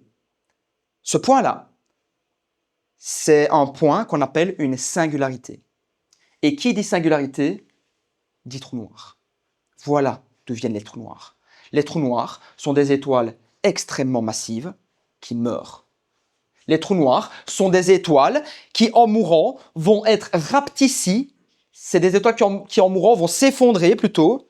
S'effondrer, s'effondrer, s'effondrer, s'effondrer, s'effondrer, s'effondrer, s'effondrer, jusqu'à être rassemblés en un point infiniment petit. Et ça, donc, c'est un trou noir. Alors, ça c'est intéressant. En théorie, bon, les trous noirs devraient exister, en théorie, d'accord? Les mathématiques de la relativité générale nous disent que les trous noirs existent, ok. Mais ce n'est pas parce que la théorie vous dit que c'est vrai que ça l'est pour autant. On doit l'observer. Pour être sûr que les trous noirs existent, il faut les observer. D'accord? Et c'est difficile d'observer un trou noir. Pourquoi? Parce qu'un trou noir, c'est noir, en l'occurrence, et le fond du ciel est noir. Alors pourquoi un trou noir, c'est noir? D'abord. Donc maintenant qu'on a cet objet assez particulier d'une étoile rapetissie en un point infiniment petit qui donne une singularité, ce point est tellement dense qu'il va tout manger autour de lui. Il va tout manger. Cette singularité va absolument tout manger. Cette singularité va manger les étoiles. Cette singularité va attirer les galaxies. Cette singularité va attirer les météores, les météorites plutôt. Cette singularité va tout manger. Et cette singularité est tellement vorace qu'elle mange même la lumière. Admettons qu'on envoie un laser en direction du trou noir. Eh bien, ce laser va rentrer dans le trou noir, il va être attiré, rentrer dedans, et ne plus jamais en sortir. Rien ne sort d'un trou noir. L'attraction gravitationnelle d'un trou noir est tellement forte que pour en sortir, il vous faut dépasser la vitesse de la lumière. Et ça, la relativité vous dit non. Parce que si vous dépassez la vitesse de la lumière, vous violez un principe que les physiciens essayent de ne jamais violer, qui s'appelle le principe de la causalité. Le principe de la causalité vous dit quoi? Si ma gourde tombe, c'est parce que quelque chose en a été la conséquence, parce que j'ai lâché. Le passé influence le futur. Si vous dépassez la vitesse de la lumière, alors c'est l'inverse. Le futur influence le passé, en quelque sorte. Et ça, on évite. On évite de le faire parce que ça rompt toute la conception qu'on a de la réalité. Et donc, pour sortir d'un trou noir, il vous faut dépasser la vitesse de la lumière. Et là, la relativité vous dit non, vous ne pouvez pas dépasser la vitesse de la lumière. Déjà, pour atteindre la vitesse de la lumière, il vous faut une masse nulle. On pèse tous un truc au moins. Donc ça, c'est pas possible. Et qu'est-ce qui se passe lorsqu'on rentre dans un trou noir? Que se passe-t-il? Ça, on ne sait pas. On ne sait pas. On sait que les trous noirs mangent tout. On sait que les trous noirs sont noirs en l'occurrence parce qu'ils absorbent la lumière et ils ne rejettent rien. C'est pour ça qu'un trou noir est noir. Parce qu'il ne rejette rien du tout. Comme le charbon est noir, parce qu'il ne rejette aucune couleur visible, quand bien même maintenant on sait qu'il rejette des couleurs invisibles, ben le trou noir, ça rejette rien. Aucune couleur invisible non plus, rien. Les trous noirs, au centre du trou noir, il n'y a aucune émission de rayons X, de rayons gamma, d'ondes radio. Au centre du trou noir, on peut détecter les trous noirs, notamment avec ce qu'ils émettent autour. Parce que quand une étoile se fait déchiqueter, et qu'elle passe à côté du trou noir et qu'elle se fait déchiqueter, ça émet de la lumière, d'accord? L'étoile, elle crie dans tous les sens. Elle crie parce qu'elle se fait déchiqueter dans tous les sens, et ça, nous, on le voit. Nous pouvons voir ce qu'il y a autour d'un trou noir. On peut le détecter, mais on ne peut pas voir ce qu'il y a dans le trou noir. Et même pour aller dans le trou noir, déjà, il faut y aller. Et même si on décide d'y aller, eh ben, on est soumis à plein de choses qui ne vont pas. Déjà, la première, c'est que vous allez mourir d'office, d'accord? Il ne faut pas se faire de fausses idées. Si vous voulez aller dans un trou noir, vous allez mourir d'un effet qui porte un nom assez rigolo, qui s'appelle l'effet de la spaghettification. Alors, ça paraît rigolo, mais c'est un nom vraiment scientifique pour le coup. En fait, ce qui se passe, imaginons que vous voulez plonger dans un trou noir les pieds en premier. Vous y allez, comme ça, vous êtes un peu suicidaire, vous y allez les pieds en premier. Et bien, à un moment donné, vous allez arriver à un point où vos pieds vont être attirés 1 milliard de fois plus par le trou noir que votre tête. Résultat, vous devenez un spaghetti. Et là, vous vous faites détruire dans tous les sens. C'est pour ça qu'on appelle ça la spaghettification. On a un peu de l'humour en astronomie, on essaie un peu de se mettre un peu de bonheur parmi toutes ces choses mystérieuses dans l'espace quand même. La spaghettification, donc bien. Et maintenant, si on imagine qu'on est immortel. On veut quand même voir ce qu'il y a dans le trou noir. Ok, d'accord. On suppose qu'on est immortel. Avant de rentrer dans un trou noir, on va tourner autour pour voir ce qui se passe. Et là, on est déjà soumis à des choses assez étranges qui vont peut-être, pour la plupart d'entre vous, je l'espère en tout cas, changer beaucoup votre conception de la réalité. En fait, imaginons que nous prenons deux jumeaux. Deux jumeaux qu'on va appeler Marc et Albert, ok? Deux jumeaux qui sont âgés de 30 ans, chacun. Ces deux jumeaux vivent sur Terre, tout va bien, a priori, rien d'anormal. Albert est un peu téméraire, et Albert décide de partir pour un voyage interstellaire d'1 an, juste pour aller faire un tour autour du trou noir le plus proche de lui, et revenir sur Terre. Tout ce qu'il veut faire, d'accord? Albert veut juste prendre son vaisseau, rester autour du trou noir, ne pas rentrer dedans, parce qu'Albert a quand même un peu peur de mourir en tant que spaghetti, il veut pas rentrer dedans, il veut juste rester autour pour l'observer, et puis revenir sur Terre. Pendant ce temps-là, Marc, qui est un peu plus couillon, si vous voulez, décide de rester sur Terre, il veut pas trop le suivre, ok. Marc attend Albert pendant 1 an. Ok. Lorsqu'Albert revient, après son voyage d'1 an, eh bien Albert aura 31 ans. D'accord? Parce qu'il part à 30 ans, il revient après 1 an, il a 31 ans. 30 plus 1, ça fait 31. Jusqu'ici, c'est pas sorcier. Et on pourrait s'attendre que Marc, son jumeau donc, est aussi âgé de 31 ans lors de son retour. Sauf que non. Son jumeau sera déjà mort depuis des millions d'années. Voire des milliers d'années plutôt, pour pas exagérer. C'est comme si Albert, en voyageant autour du trou noir, avait voyagé dans le futur. Et c'est là qu'on comprend une chose assez particulière, c'est qu'on dit souvent que le temps est relatif. le temps n'est pas absolu. Le temps ne s'écoule pas de la même manière selon les endroits où vous êtes dans l'espace. D'accord? Le temps, l'écoulement du temps dépend de où vous êtes dans l'espace. Un trou noir vous permet de voyager dans le futur, en théorie. Et en pratique, on en est sûr de ça. Les voyages dans le futur sont possibles. Pour deux choses, les mathématiques vous disent que c'est vrai, mais c'est pas pour ça que c'est vrai, on l'a assez bien compris. Et on l'a observé surtout. On l'a observé. On a observé qu'en effet, le temps ne s'écoulait pas de la même manière, selon les endroits où on se trouve dans l'espace. Alors comment on a observé ça? La relativité générale vous dit quelque chose. Vous dit que si je me déplace par rapport à vous, alors je vais légèrement voyager dans le futur par rapport à vous. D'accord? Parce que l'écoulement du temps dépend du déplacement de quelqu'un. Imaginez que j'ai une petite horloge sur moi. Et vous avez chacun une petite horloge sur vous. Nos horloges donnent la même heure, d'accord? Elles sont précises ou à la milliseconde près, d'accord? Nos horloges mettent 11 heures, d'accord? Chacune. Si je me déplace très très vite par rapport à vous, en une seconde, d'accord? Mon horloge mettra peut-être 11 heures et une seconde, et votre horloge à vous mettra peut-être 18 heures. Ça, c'est assez particulier. Le temps s'écoule différemment, selon la manière dont on se déplace. Plus on va vite, et plus le temps autour de nous est ralenti. Plus on est figé, plus on est statique, et moins le temps autour de nous est ralenti.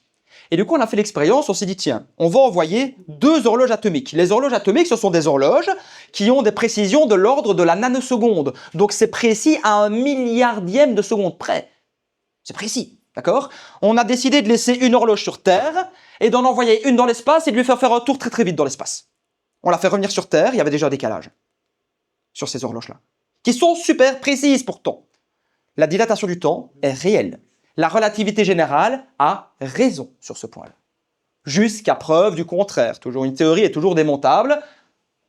Toujours, d'accord? À tout moment, demain, un hurluberlu peut venir en mode j'ai trouvé quelque chose qui marche mieux que la théorie de la relativité générale. Le temps n'est pas réellement relatif, le temps est absolu, sur base du principe qu'on vit dans un espace à 45 dimensions. Bon, ok, pourquoi pas, a priori, d'accord? C'est comme ça que ça marche la théorie. On peut tout dire en théorie, d'accord?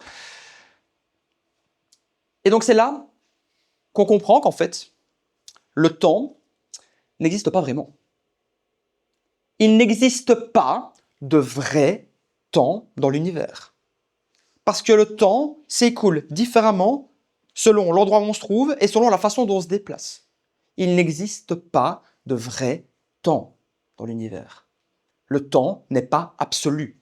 Nulle part dans l'espace existe un point où on peut se dire « Ah, ça c'est le vrai temps ». Non. Le temps est relatif. D'accord? Le temps dépend de la position de l'observateur et de son déplacement dans l'espace. Bien. Je vous dis que les trous noirs, on ne peut pas les observer. Enfin, on peut les observer si.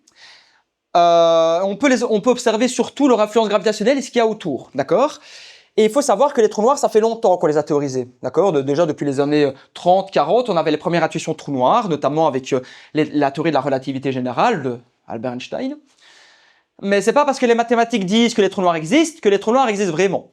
Si les mathématiques vous disent que les trous noirs existent, ce qu'il faut comprendre par là, c'est que si vous observez des trous noirs, pas d'alerte, c'est normal.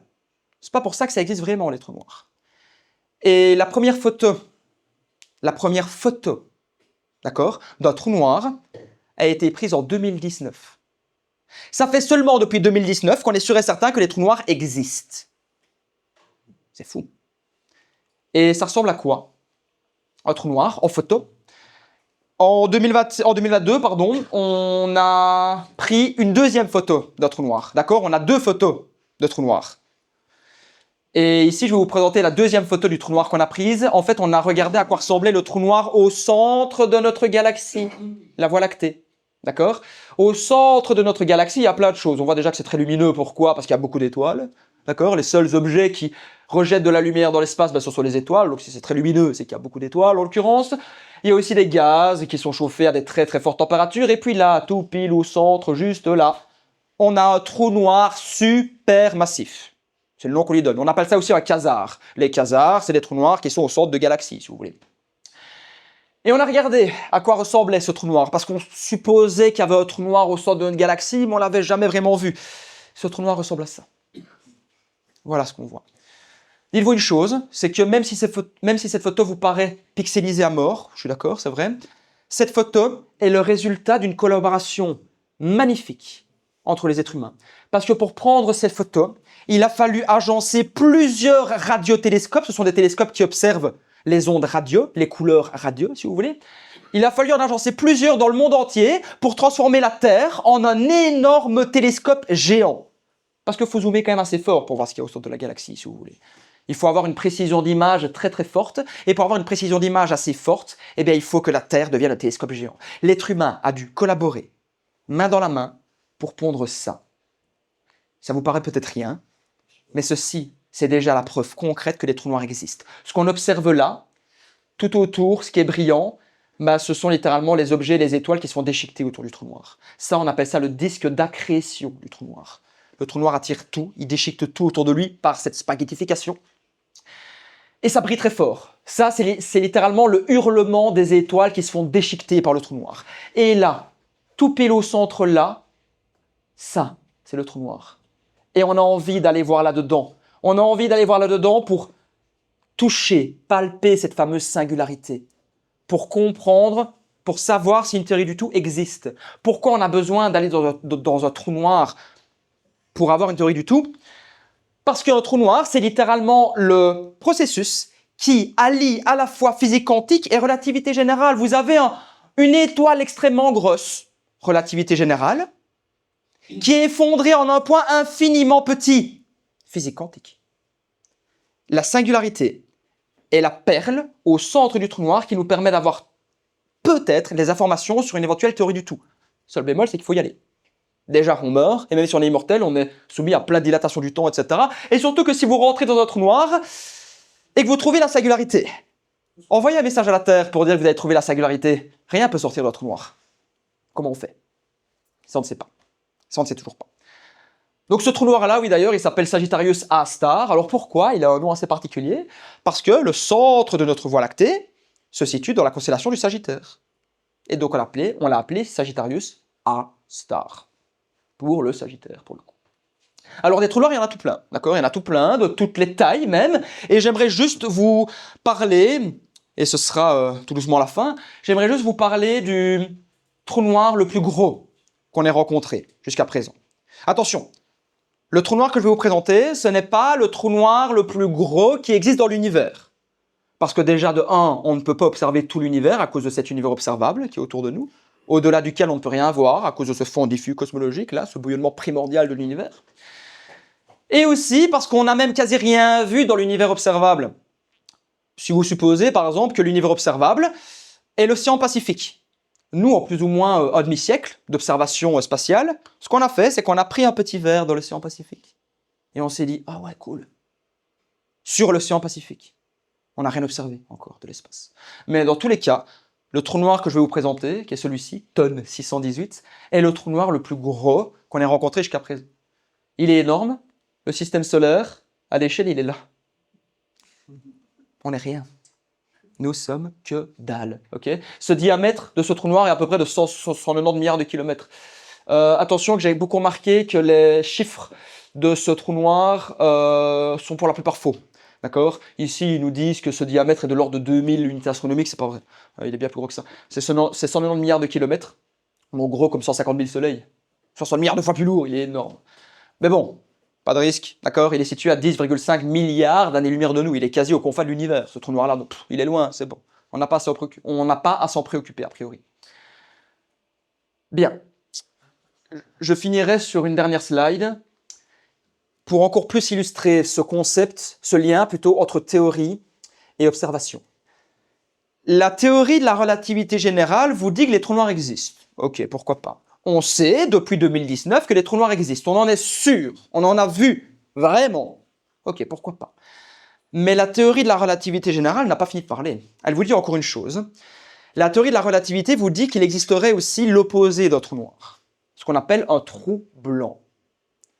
En fait, là où un trou noir absorbe tout et ne rejette rien, un trou blanc, lui, ne mange rien n'attire rien, mais recrache tout. Ah, donc on peut se dire que si on rentre dans un trou noir, on ressortirait par son opposé, qui est un trou blanc. En fait, selon la relativité, trou noir et trou blanc seraient la même face, enfin seraient les faces d'une même pièce, si vous voulez. D'accord? Ce sont deux antipodes. Et donc on aurait un trou noir, imaginons qu'on rentre dans le trou noir, d'ailleurs ça pour info, c'est la première photo du trou noir qu'on a prise. D'accord? Ce qui est dans la galaxie M87, et il ressemble à ça. D'accord? Donc on a bien le disque d'accrétion autour avec le trou noir au centre. C'est une photo différente de celle-ci, on voit bien. Ça c'est celui au centre d'une galaxie, et ça c'est celui au centre d'une autre galaxie qui s'appelle M87. Donc si on rentre dans un trou noir, hop, on ressortirait par là, un trou blanc. Ok, pourquoi pas? Encore une fois, ce n'est pas parce que la théorie vous dit que c'est vrai, d'accord? La théorie vous dit juste que les trous blancs existent, donc ça veut dire pour elle que si on observe des trous blancs, faut pas avoir peur. A priori, c'est normal, selon la théorie de la relativité, si elle est juste, toujours. Ce ne sont que des théories sur l'univers qui nous entoure. Et donc ça veut dire qu'il existerait un lien entre trou noir et trou blanc. Ce lien-là, on appelle ça un trou de verre, ou un pont d'Einstein-Rosen, qui est littéralement, on rentre dans un trou noir, on passe dans l'hyperespace, d'accord, qui est en fait une dimension supplémentaire à la nôtre, et on ressort de l'autre côté. Il y a une analogie assez cool qui est utilisée dans le film Interstellar, pour ceux qui voient d'ailleurs, où si on suppose que notre univers est une feuille en 2 dimensions, ce qui n'est déjà pas vrai, parce que notre univers est quelque chose en 4 dimensions. Allez-y pour imaginer un truc en 4 dimensions. Pas possible. Mais on va supposer que l'univers est une feuille à 2 dimensions. Eh bien, si vous voulez aller de là, de ce point-là à ce point-là, il vous faudrait parcourir cette distance-là sur notre espace-temps, dans notre univers. Ok, d'accord. Mais il existerait des raccourcis. Imaginez que vous pliez la feuille sur elle-même. Ce trou-là, hop là on la plie, et ce trou-là vient là en dessous. Il n'y a pas une autre feuille? Non, c'est pas grave. Mais on va prendre ceci, ça va être plus simple. Hop. Je me sers, Mickaël, de ton truc. Un trou noir est là. Un trou blanc est là. D'accord? Pour aller du trou noir au trou blanc sans passer par le trou noir, on parcourt cette distance-là, qui est une distance peut-être un peu trop longue à parcourir. Sauf que les trous noirs courbent tellement fort l'espace-temps qu'on a juste à traverser l'espace-temps comme ceci. Et on arrive là-dedans. Et ça, c'est l'hyperespace. D'accord? Alors ça, c'est hypothétique. Pourquoi? Parce que les trous blancs, on n'en a jamais observé. On ne sait pas si ça existe. Mais si Einstein a raison, et si la théorie de la relativité a raison, alors les trous blancs doivent exister. Pourtant, on n'en a encore jamais observé. Alors, ou c'est parce que ça n'existe pas, ou c'est parce qu'on n'a encore rien vu de l'univers, ou c'est parce qu'on interprète très mal l'univers aussi. Quoi qu'il en soit, c'est ici que ma conférence va se terminer. J'aimerais juste que vous reteniez quelques points. La première, c'est que la couleur noire n'est pas une couleur, c'est plutôt une absence de couleur visible. Mais un objet noir peut très bien émettre dans des couleurs invisibles qu'on ne voit pas. La deuxième, c'est que le ciel est noir et ça fait seulement un siècle qu'on sait pourquoi le ciel est noir. Parce que l'univers observable n'est pas infini, quand bien même l'univers peut être infini. D'accord? Et surtout parce que la vitesse de la lumière a une valeur, 300 000 km par seconde, elle n'est pas infinie. D'accord? On a supposé un concept d'énergie noire, qui est un concept d'énergie qu'on ne comprend pas. Pourquoi? Parce qu'on remarque que l'univers observable gonfle. D'accord? Et pour que l'univers observable gonfle, il lui faut quelque chose qui s'oppose à la gravité, qui attire. Ça, c'est l'énergie noire. On a aussi compris qu'il y avait des choses qu'on ne voyait pas dans l'univers, de la masse invisible, qu'on a appelée matière noire. Et on préfère trouver de la masse invisible que revoir nos équations, a priori. Et on a vu aussi que les trous noirs sont des objets assez particuliers, d'accord, qui violent complètement toute la perception qu'on a de la réalité. La seule chose que j'aimerais que vous reteniez, c'est que nous faisons qu'interpréter la réalité qui nous entoure, grâce à un outil magique qui s'appelle les mathématiques. Mais les mathématiques ne sont qu'une création de l'esprit humain que pour comprendre la réalité qui l'entoure. Ce n'est pas parce que les mathématiques disent quelque chose que c'est vrai pour autant. Il faut toujours garder son esprit critique sur ce qui se passe autour de nous. Je vous remercie pour votre attention. Merci beaucoup. Bien.